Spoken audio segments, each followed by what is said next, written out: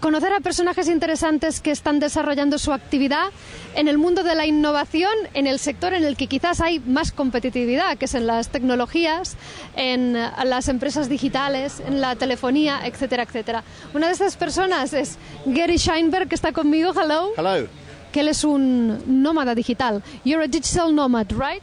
I wouldn't call myself a digital nomad, but I'm someone that spends a lot of time looking at the digital ecosystem, innovation, and talking to a lot of companies around the world that are looking at new ideas, technologies, and seeing how a company like BT could either leverage or use that technology for itself or for its customers.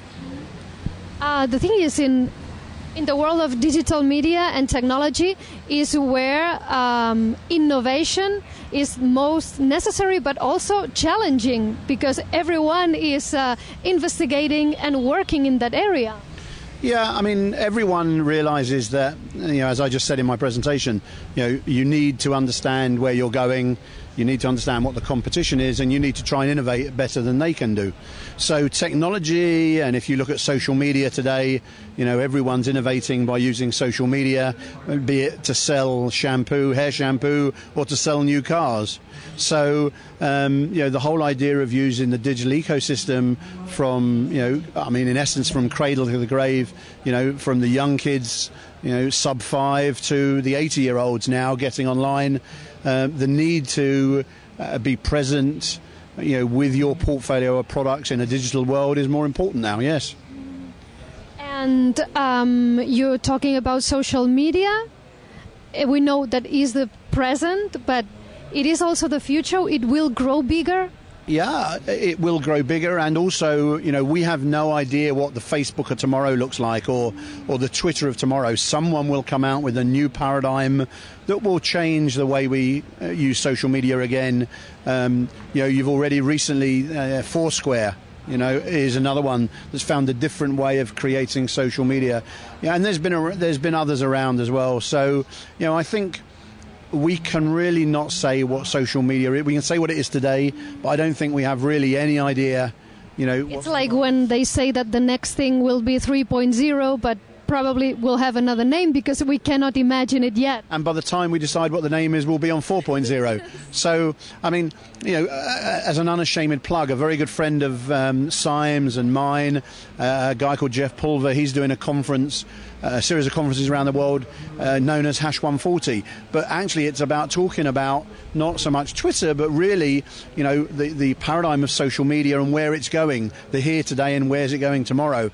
And if you look at some of the things that they're doing and discussing, it's about where will Honda as a company be marketing tomorrow?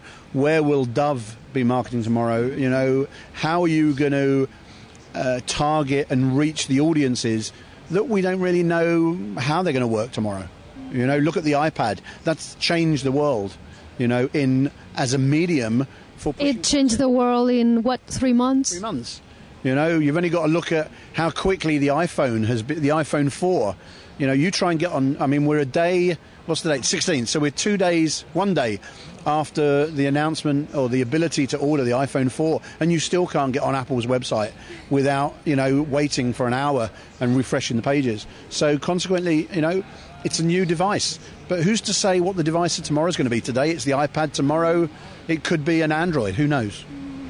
It's true, because at the end, while companies try to sell us toys and gadgets, is the user who has the last word?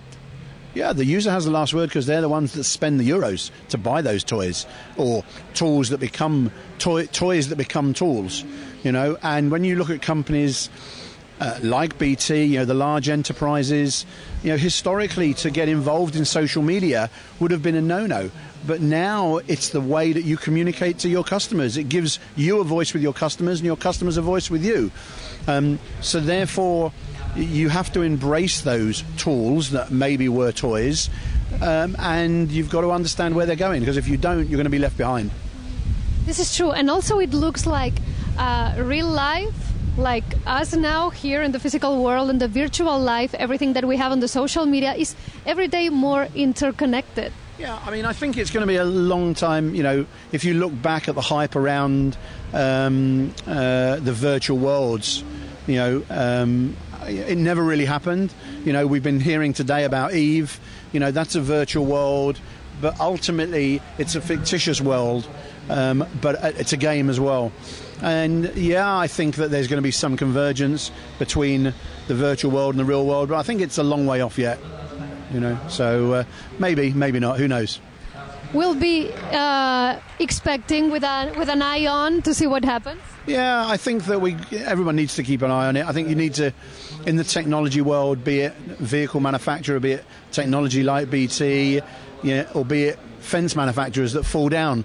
You know, at the end of the day, you've got to look at what the customer wants. You know, if you're a fence manufacturer, you need to now find a way to stop the fence falling down. Yeah, you know, so they've got to innovate. Yeah, so better fences. Yeah, to make better fences. Yeah, but at the end of the day, or you know, you've just got to look at what's going and what the customer wants to buy, and you know, and find a way of getting them to spend their euros with you as opposed to your competitor, which is what it's all about. That's what it's all about. Thank you, Gary. Thank you very much.